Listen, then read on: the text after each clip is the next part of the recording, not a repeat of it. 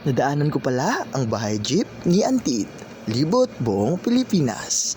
Wow, nandito pala ngayon sila sa southern part of Cebu, specifically in Bolon, Cebu. Wow, the best gid ng place na ito. Nag-stop over pala sila dito guys.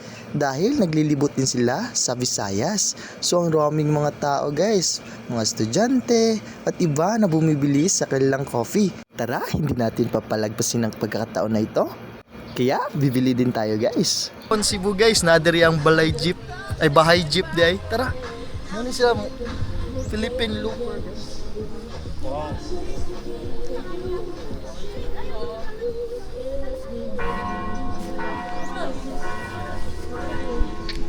Mga nilang menu guys, libot ng Pilipinas yun eh. Balay jeep, oh, wow, the best. So napa sila diri karon guys until Sunday no. Balik na mo. So ang gikuan Spanish na.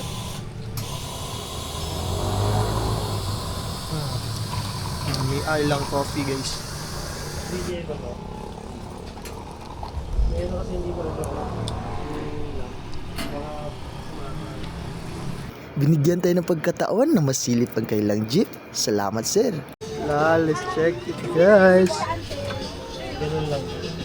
Sir, dito lang sir. Sige lang po. Wow, nice no. Sir, kasulod na. At yun, ang ganda pala sa loob guys. Parang bahay talaga. If you have time to stop over, nandito pa ngayon sila until Sunday sa Bolon, Cebu. Kaya punta na kayo guys. At yun nga guys, naglibot-libot pa ako dito sa plaza ng Bolon. Wow, ang ganda pala dito. May playground para sa mga bata. Siguro ako mag-i-enjoy sila. At may exercise din sila dito guys. Wow, the best gig.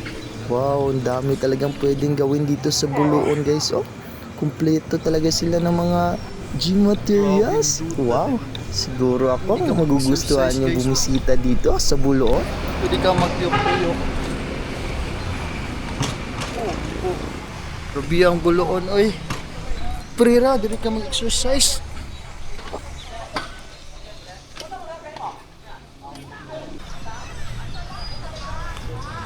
Wow. Lingaw kita. Rubi ang Bolon, bay. So, must visit place in southern Cebu.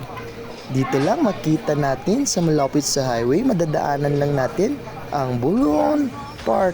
At ang pinakamagandang simbahan nila dito guys. Let's check guys. So if you have time to visit Bolon, Cebu, tara, malagaw na tadi. Kay bali yung kanindot po diri nga place jud guys. Tara.